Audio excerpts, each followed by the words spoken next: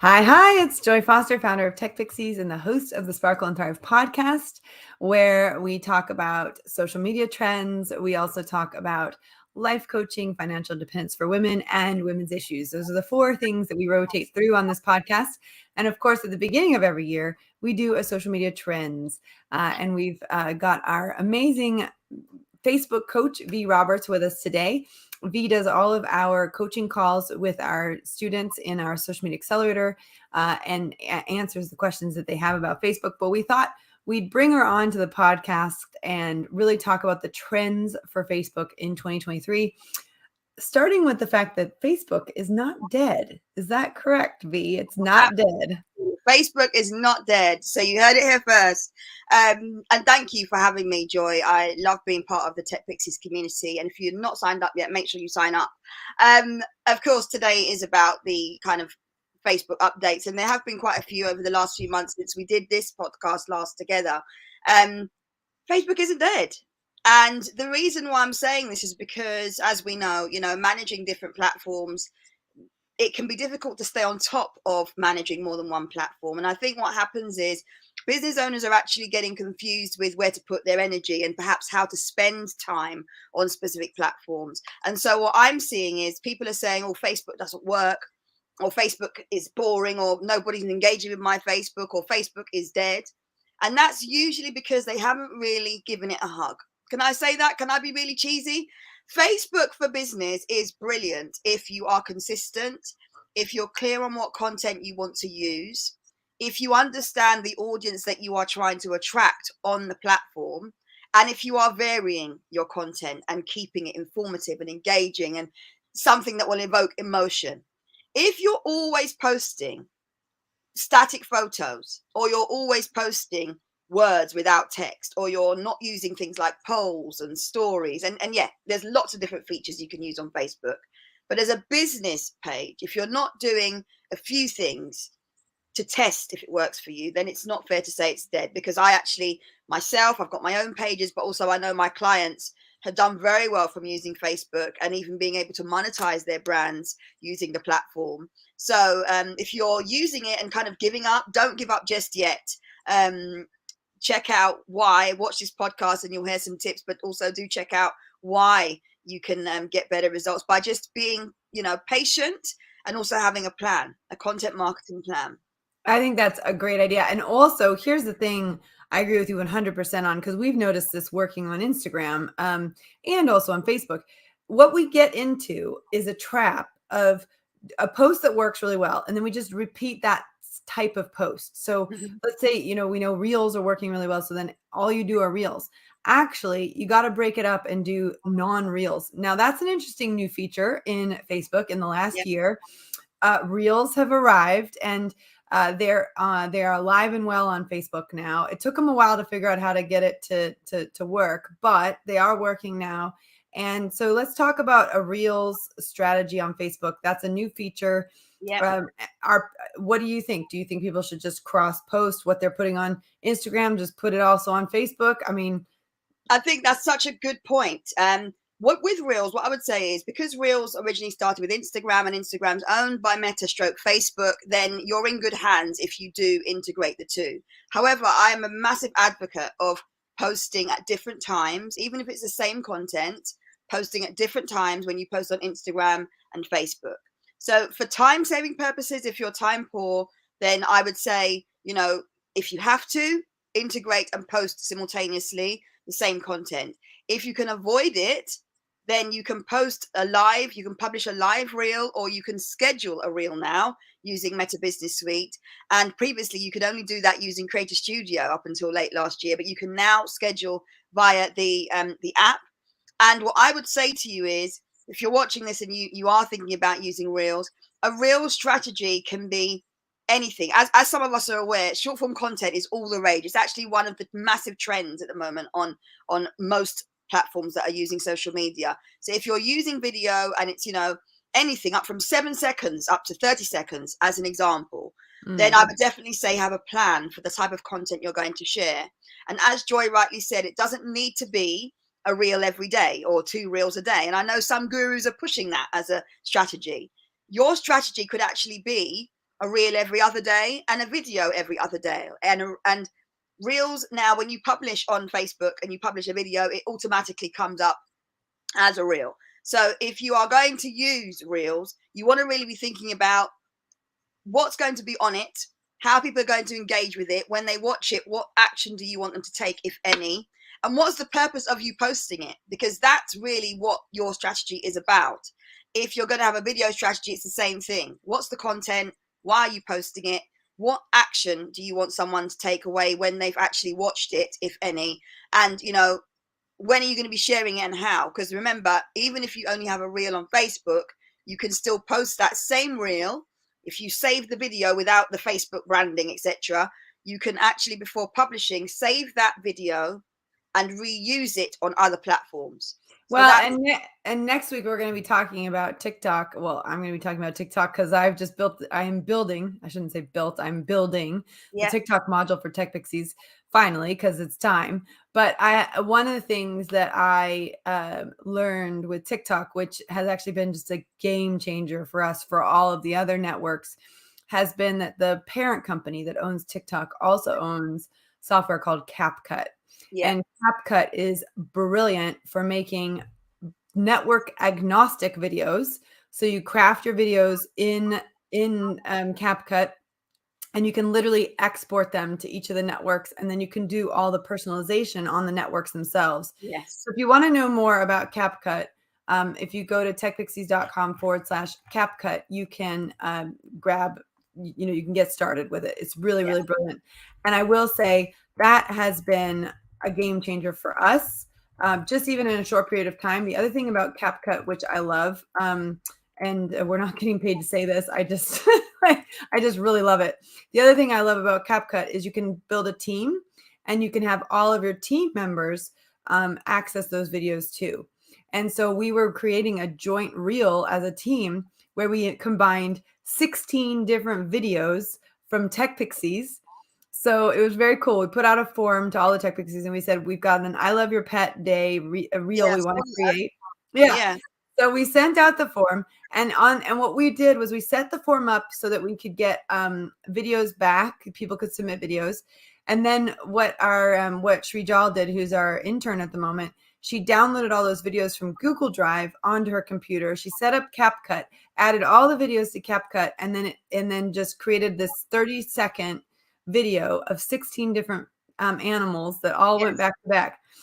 So it's brilliant. And then you can use that same video on the different networks. So getting good, because one of the challenges I find is if you create a reel in Instagram and then you download it, it's got the Instagram watermark on it. If you create a reel in Facebook and you download it, it's got the Facebook mark. Same thing with so what I like about CapCut is it's sort of agnostic of the network, and then you can add it to each one and pick the music. Yeah, I've just said in the chat, actually, in relation to as you said, we're not getting paid to share this, and I'm not even endorsing, but I'm suggesting people check it out. You've got CapCut, you've got InShot, you've got Splice, you've got Pexels that are really good for videos and exporting and changing formats. And also, if you are already on TikTok, you can actually use a software called Snaptic. Again, I'm not endorsing this product, but I do use it, and it's decent. So Snaptic actually allows you to remove the TikTok logo off of your own TikTok video, and then you can repurpose that and put it elsewhere. So if people that don't like using multiple apps, that's also a suggestion. But I know certainly for some of my clients, what I do suggest they do, because they don't all like using apps, some of them are not tech savvy at all, is they will create the video, and Facebook actually allows you to save the video, but not the audio, but you can save the video. So if you have yourself moving or doing something, you can save the video before you publish it, and it will save it without any logo or branding on it. And actually, and Instagram does the same as well. But yeah, CapCut is real good for editing videos and creating content. Yeah, and you've given a list of them. We'll put them in the show notes. But InShot, CapCut, Splice, Pexels, Pexels, and then Snaptic. So these are all things. Now, the key here, is not get overwhelmed by the tech, but to understand that these pieces of technology are trying to make it easier for you to create video, and video is still queen. So we know that social media is still important for businesses today. We know that video is an important part of your strategy. And I love that you always keep coming back to the strategy. Okay, so let's talk about strategy. What's working for your clients? What's working for you when it comes to Facebook strategy? Well, the thing is, because Facebook is, I think it's political for me to say it, but a lot of people don't believe in Facebook anymore. I think for those of you that still do, or for those of you that want to try it out, one of the things I would say works really well is if you have a way of working that works for you, your timing, your schedule, your routine. And speaking of scheduling, make sure you check out Meta Business Suite, which allows you to schedule on Facebook and Instagram. Okay. Yeah, and actually that's basically replaced Creator Studio. Absolutely. Yes, it has. It's phasing it out if it's not already phased out. So it's going. And when it does go, that will be the only way that you can schedule content. And there's an app for it as well. And it's really good. I've already trained a few tech pixies on it and also mentioned it in our sessions that we have in the group. So, yeah, in terms of like Facebook and having a plan, think about who is accessing your page at the moment. Actually spend 20 minutes or so looking through your fans and followers and connections. Make sure that you've actually asked, if you're not sure, what they want, or done some research to look at what other people are doing. You can also get a really good gauge for what's popular by looking at people in your industry and what they're sharing and the kind of engagement they're getting. But don't let that be what guides what you share, because really you should have a really good understanding of what your audience need and what they want. And if you don't, that's why I'm saying don't panic too much, but do some research if you can. When you're looking at the strategy, you want to be thinking about the types of content you'll share. So that could be reels, it could be static photos, it could be carousels, it could be quotations from you or others that you share. It could even And be it could be a sharing rotation through all of those. exactly that, which is what I was going to get onto. And that's actually what I would advise. Having a variation of content is definitely a sensible strategy, especially if you're new to Facebook for Business, because it allows you to really, when you look at your analytics, which you should be doing, it allows you to work out what works best. So if you know that, let's say for the last 12 weeks, you've been sharing lots of content that hasn't got any engagement, look through that content on your analytics to help you make an informed decision around your strategy and what you're going to do moving forward. And I would say on strategy, use analytics if you have them available to actually make decisions about the best type of content, when to post, what to share, and even things like headlines and the kinds of graphics and animations that people like. And then you've also got things like stories and, behind the scene, the BTS stuff that you may or may not want to do as part of your strategy as well. And for some people, it can get really overwhelming. There's a lot that you can do on Facebook for Business. So I would say as an initial strategy, just get into a habit and a routine of posting, ideally in the moment. If you don't have time to do that because it's based on your individual time, then I would recommend that you look at the Meta Business Suite, and that is free, and actually schedule to Facebook, and you can schedule weeks ahead. So if you're someone who says, "Oh, I don't have time, it's really, long-winded, it's hard to know what I'm doing, what to post," then actually scheduling can help you to forward plan and think about what you want to share, when you want to share it, and then you can start getting a little campaign together as well, which is again something that I train clients on. So strategy for Facebook and any social media platform should always be about the purpose of the content, who you're trying to reach, what you're going to share, when you're going to share it based on your availability and your time without being overwhelmed. And then that why, why would they want to engage? What do you want them to do once they've actually engaged with it? Well, and I'm a huge fan, and we talk about this in the boot camp.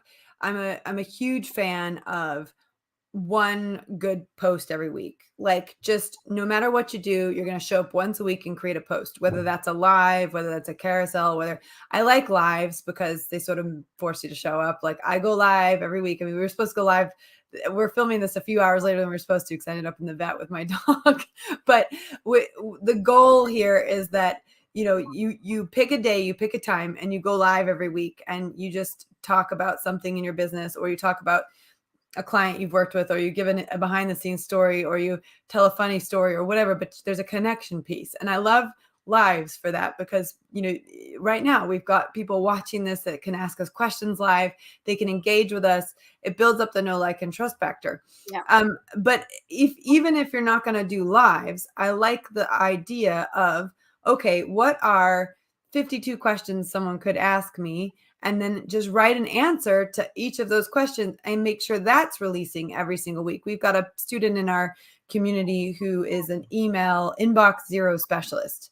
And I said to her, I bet you could come up with 52 email hacks. Yes. Right? And she has to do is every week create that email hack and then email that out to her list. And so she puts it on social media and then she puts it into her email list. And in the end, she'd actually already written a bunch of articles on LinkedIn. So we just sat down and I said, okay, let's take one of your articles, turn it into an email and send it out to your audience via email. Yes. The thing people don't remember, the thing people forget is it's not just about social media. You've got to get people off of social media onto email, because emails get opened at a much higher rate than social media posts get seen. Absolutely. So I was looking at her emails. They were getting opened. 75% of her emails were getting opened. Well, your social media content, unless it just absolutely takes off like a wildfire, it's only going to be seen by, 3 to 10% of your audience. Yes. So making sure that you've got a strategy that builds on social media and goes into email is really important, which is why we have bonuses in the Social Media Accelerator. The Lead Magnet in a Day workshop, and we've got a MailerLite workshop coming up. We've got those things there to help get people off of social media and onto email so that you can have a deeper conversation with them. Yeah, it's so important as well. Cross-posting, and also, as you said, with email marketing, having the social share and the social follow buttons in your email so that people are being redirected across different platforms. But just going back to the point you were saying about how to get more visibility once you've posted, because the algorithm, the way it works, you're not always guaranteed that your posts are going to be seen. Let's not forget that, especially on Facebook for Business, you can share to story, you can share to groups, you can share to your timeline, and you can also share, dare I say it, to people via Messenger if you have a good relationship with them and you're not spamming. So for those of you that are, again, having that low engagement, don't forget that little arrow underneath your post is there for a reason. Share to groups, share to timeline, share to story, and share via Messenger where appropriate. If you abuse those things, though, be warned, you will get your knuckles wrapped for it. So always have social media etiquette when sharing, and don't forget the power of sharing to other platforms as well, as Joy was rightly saying just there. Yeah, well, in our Facebook group, so we have a Facebook group with over 800 women in it. It's an amazing group, beautiful women, just their spirits and their ideas and everything. And what we have every Friday is a Friday wins and promotions post. Yeah. And that's the day that if you want to promote something, you get to promote it on that day. And so there's other groups that have rules like that. So if the rule is you can only promote on a Friday and you can only promote on this post, then you just follow the rules. And you promote your lead magnet, or you can share, your latest thoughts that you had on your Facebook page. Here's what I would also say. If you're going to use the pre-scheduling, use the pre-scheduling just to make sure something goes out every week. And then I like the opportunity for spontaneity. So you say, right, I'm going to schedule, you might schedule 1 week, you might schedule a Tuesday post. The next week you might schedule a Wednesday post. The next week you might schedule a Thursday post. And the week after that, you might schedule a Friday post. What that's also going to tell you is which days work better for me as you keep testing that out. But then that gives you the opportunity for spontaneity on other days. And you say, okay, right, every week I'm going to do one spontaneous post and I'm going to have one scheduled post. And that gives you the opportunity so that even if you have a week where you miss the spontaneous post, you've still got the regular posts going out. That's so important. And actually, I should have said as a kind of disclaimer, whilst I am very passionate about scheduling to save time, I am definitely saying that people should always try and be present at some point in the week, because whether you go live or whether you post, even if it's just to go back and check posts, to say thank you or to click a like or to comment, it really does make a difference. And actually, when people start expecting you to be on your page because they know, for example, that you go live, on a Tuesday at 1:15 p.m. or you go live on a Saturday morning whilst you're doing a jog, actually what happens is that helps the algorithm in terms of knowing, people know when you're going to be online. You can put up reminders, you can put an event on your Facebook business page, you can set calendar invites to people so they know to expect you. And then when you do go live, the engagement's already there because people were expecting you, which means that your page then, ranks up further, and Facebook likes all of that stuff. They want people to stay on their platform, right? So it's super important that we don't forget. It's scheduling is great, but don't forget to be present and, you know, thank people and like people. And that's why I do always say, try not to spread yourself too thin. If you don't want to be overwhelmed, only focus on about 2 platforms. If you really love social media and you want to do loads, then go for it. But if you want to get better results, then, you know, be strategic about your time. And at Tech Pixies, we talk about, you know, social media stacking. Yes. So you start with one network, and then once you've got the hang of that, then you stack another network, and then once you get the hang of that, you stack another network.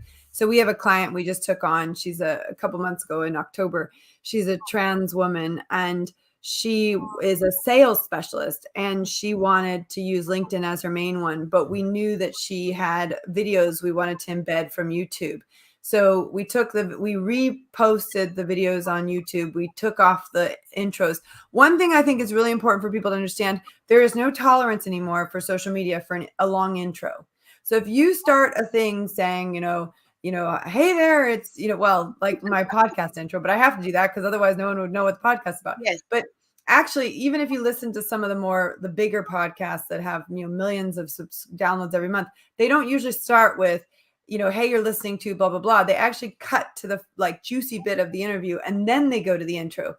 With your videos, it's the same thing. You don't start every single video. Hi, I'm Joy Foster. I'm founder of Tech Pixies. If you start the same way every single time, you're going to get the same reaction every single time. Yeah. So, which is people are going to leave your video and go watch another one. So realize that you start with the hook.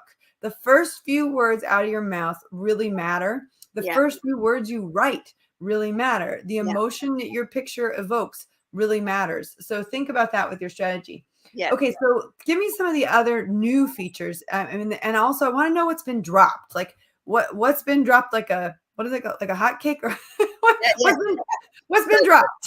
So I think we've covered off quite a lot of the new features in that, the short form video content, the fact that you can now schedule reels, the fact that you can create reels now in Meta Business Suite, the fact that you can now have fans. This is something that we didn't discuss this time last year because obviously it wasn't about, but you can now have fans on your page, loyal people that you can release information to before anyone else. Like I think you can do up to 24 hours before. You can have like a group of people, a subset on your business page, depending on your page settings, where you can actually make announcements to them before it goes out to your wider page followers. So there's that. There's badges now that they're giving out. Facebook, Meta have just announced actually this new feature where you can pay, if you're on iOS, you can pay a monthly fee and you can actually get a blue tick. So they're rolling that out. Look out for information about that. It's very that's the like the Twitter. It used to be the Twitter blue verification, and and it was the official one. And then Instagram had it, but Instagram seems to have, don't know if it's even still around. It seems you can still apply for Instagram blue tick, but you have to go through their support system under settings, and you just have to give them a few of your links that kind of verify who you are, and then they basically will review those links and tell you whether or not you've qualified. And if you don't qualify, you can resubmit again in I don't know how many days or weeks time. But yeah, they still have their blue tick. But on Meta, it's such a painful process, though. We've done it so many times because there's a point where you just go, I give up. But Facebook's gone the other way. They said you can have the blue tick if you pay. Yes, they have. And, you know, we can question whether or not that's going to be a trend that is successful. It makes life easier. Yeah, it does. But I think there will be some people who very much like with Twitter, with Elon Musk's announcement that people have to pay, you know, for certain things. There will be some people that don't want to pay, and there'll be some that think it's a really good idea. So that's something that's just literally this week been announced. But there are lots of new features. So the way in which the home feature shows the buttons at the bottom, the navigation menu, even the feed. So the home now, obviously, for those of you that don't know, on the home button, when you're on your Facebook business page, you will see that there's a home button now, which basically shows up with what Facebook recommends to you that you may be interested in. It's no longer branded as recommended posts, but anything you see when you click on that house icon is basically content that Facebook believes you'll be interested in. And then you've got also the feed form, the feed that you can view. And on that feed is where you'll see everybody that you subscribe to, any groups that you're part of. or any pages that you've liked as your business page, all of their content will appear there. So that's another change. That's been a huge change, because I feel like in the last 6 months, I really have to make a concerted effort to go in and change it over to me, because I'm defaulting always back in as the business. Yeah. And so up on the top right where you see the account, you can then switch your profile, and you can switch between the business page and the individual page much easier than you could before. Before, it was a real convoluted way of getting to the page and seeing the page as if the page was a person. Yeah. And that's been a big change. The page on Facebook can now react as if you were a person. So you, as a page, you can comment on other pages. You can like other pages' posts, and that's a real big benefit as well. I mean, I love it for Tech Pixies because I can, as the Tech Pixies page, I can follow the pages of Tech Pixies, and I can engage with their content, and I love doing that. And so that's been a big change. There's almost like it's almost like there's the personal world and there's the business world, and so it's more like you've got like you've got the ability to switch between those two much easier than you could before. Yeah, do you know what though? A little hack that I had that I actually shared with Tech Pixies when I first joined was exactly that. So even though now it's very easy to what I call toggle between profile and personal, business page and personal, you could always do that as a feature on your business page, but you'd have to go onto the business page that you want to comment on as your business page. Then you'd have to click the arrow down and change. It was hard. Yes. So now it's much easier, and there are a number of different ways, which I will share on Thursday. There are a number of different ways that you can now toggle in between your personal profile and your business page. So yeah, I highly recommend people get used to doing that, because for visibility, it's brilliant in that you can actually, toggle between your personal page, go over to your business page, as Joy was just saying. And once you start commenting on other people's business pages as a business page, more people see your business page, and that intrigue is there that then usually incites them to want to go and find out a bit more about you. So I would definitely recommend that as part of your strategy as well, if you are wanting to get more eyes on your business page. Well, and the other thing I would say, remember, WhatsApp is also owned by Meta. So there's a lot of opportunities here for combining WhatsApp and Facebook and Instagram. Some people don't know this, but you can use WhatsApp on your web browser. So if you type into your web browser web.whatsapp.com, you can actually respond to people on WhatsApp as if you're on your computer. It's much easier to type. You can have fast conversations. And, that's a wonderful way to send links and files and connect with people on a deeper level. So making sure your WhatsApp is set up and is working with your networks as well is something that I think is a huge benefit. And going back to the Meta Business Suite, you can manage all of and you can manage all of your comments, all of your notifications, all of your inbox out of the same place. Yeah. For your Messenger, Instagram, and that's a game changer, being able to manage both of those networks in one place. Yes, it is. And I know everyone has different flavors, if you like. So some people won't really want to do that. And it's not necessarily a given that you have to integrate it all. In fact, you can opt out of having both of them messages and everything in one. But I would definitely recommend, if you're someone who doesn't have much time, you do use them together, because you can do that through the Meta Business Suite, as Joy said. And it's really good for just understanding as well, for tracking purposes, where most of your engagement's happening. Especially if you are into analytics, you can see literally at a glance where most of your messages are coming in, how people are interacting, and also the type of content that people are interacting with. So for Meta Business Suite, I'm a massive fan. I've always been a fan, but if you have the app, it really can depict quite a lot that will help you to tailor that content that you're sharing. Well, and if you're using the Meta Business Suite for managing your inbox, if you will, for Instagram and Facebook, you can mark things as done, and you can label them up as well. New customer, what's important, things like that. So you can actually, it is like literally like an email inbox. And there are, and just knowing you responded to everyone and marked everything done, and knowing that you're starting with a clean slate every day, that's a beautiful thing. So I think there are definitely some benefits to that. I definitely also really like it for managing comments, because you won't miss. I manage it directly sometimes on the app, but I like to go in there and just check the ones I might have missed.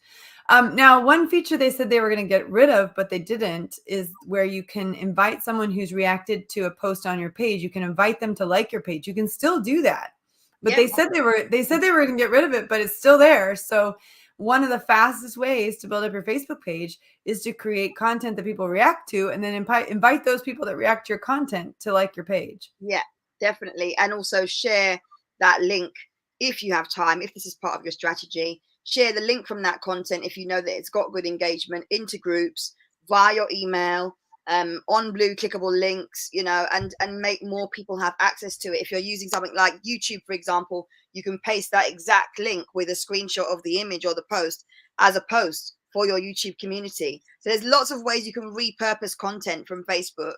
And actually, I would really recommend that people look at that as part of their engagement plan for Facebook, is looking outside of Facebook. Where else can you share your content? Even if it's not performing well on Facebook, you could find that it performs very well elsewhere. So always test, as with all types of marketing, what works, and what works well, as Joy was saying earlier, repeat it. I've always been a fan of rinsing and repeating what works. Yeah, absolutely. Well, and then do more of what's working and less of what's not. That's what I always say. Yeah. Always a big one. All right, what else do we need to know about Facebook in 2023? What you said they got rid of live shopping? Yeah, live shopping's gone. So previously a feature that you could have, which is obviously now on platforms and has been for a while now, TikTok and other platforms you can buy directly from. You can't do that now, or they're certainly removing that feature from Facebook. So you used to be able to do a live where you could actually have a link that people buy during the live. That feature is disappearing. So it's not a big deal for people that are on other platforms, because, as I said, there are other social media platforms that offer that service. But alternatives, if you do still want people to buy from you, are just to make sure that you update your shop and to refer people to it in the live video. Just tell people to click on it. Also, your blue button, make sure that you update the blue button to a shop now button. So when you're doing your live video, have a shop now button, even if it's just for the moment of that video, and then remember to change it back to whatever it is that you need it to be. Oh my gosh, I have a confession to make. I worked on a project. It was a crowdfunder, and we changed the blue button to the find out more for the crowdfunder, and then we forgot to change it back to the shop now when it was done. And I know, and it was like, I don't know how long it was too long, let me just say that. And the business owner was like, is our shop now button still going to crowdfunder? And I was like, oh, let me fix that. So even social media managers, that's a great thing to always, you want to check and make sure that you've got it saying what you want it to say. Yes. Absolutely. Yeah, that's very important. Great. Well, V, this has been very insightful. Facebook is definitely not dead. I think that's one key takeaway that everyone should have from today. That's very important to know. I remember when I was having this conversation like 2 years ago as to whether or not email was dead. And actually, email is definitely not dead. Facebook is definitely not dead. So these are really important things for us to be talking about and to remind people there's still a great opportunity on these networks. The other thing, guys, don't forget, I know the younger generation might not be on Facebook, but the older generation is. And guess who has disposable income? Yeah. Right? Yeah. So, Over 3 billion users globally. So, it's there's definitely a business case. If you are a social media manager or if you have a business, there is definitely a reason to be on this platform. And if you're not using it or finding it challenging, then make sure that you do find out more about it, because it's a really great platform to be on. And if you get it right, people will keep coming back. And even if you're not getting it right at the moment, if you tweak it to get it right, they will start to warm to you if you put your content in the right places in front of the right people. And then you'll be able to build an audience that are engaged, which then means that you become very popular. Yeah, absolutely. It's worth continuing working on. And of course, if you lost with how Facebook works, Tech Pixies has a great Facebook module which V updates every year and makes sure is up to date. And she answers all the questions on our social media accelerator calls. So definitely consider joining us on the next time that the doors open. You can find out more about Social Media Accelerator through our bootcamp, techpixies.com/bootcamp. That's where we suggest you start. We decided that it was important people had an introduction to Tech Pixies before they dive straight in. So if anyone has any questions, contact us at support@techpixies.com.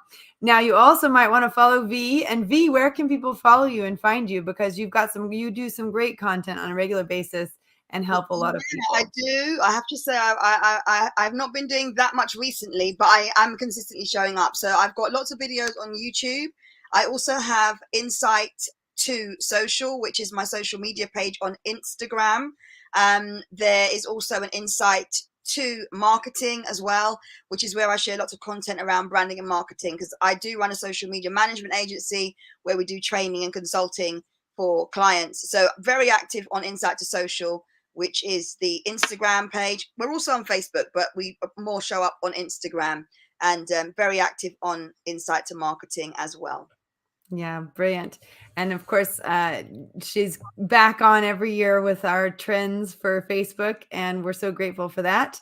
And thanks, V. Have a great day, and thanks for sharing this with us. And we really hope those of you who were able to watch or listen have got something out of this. And if you have, give us an email at support@techpixies.com and tell us what your key takeaway was. All right, thanks. Take care. Bye for now.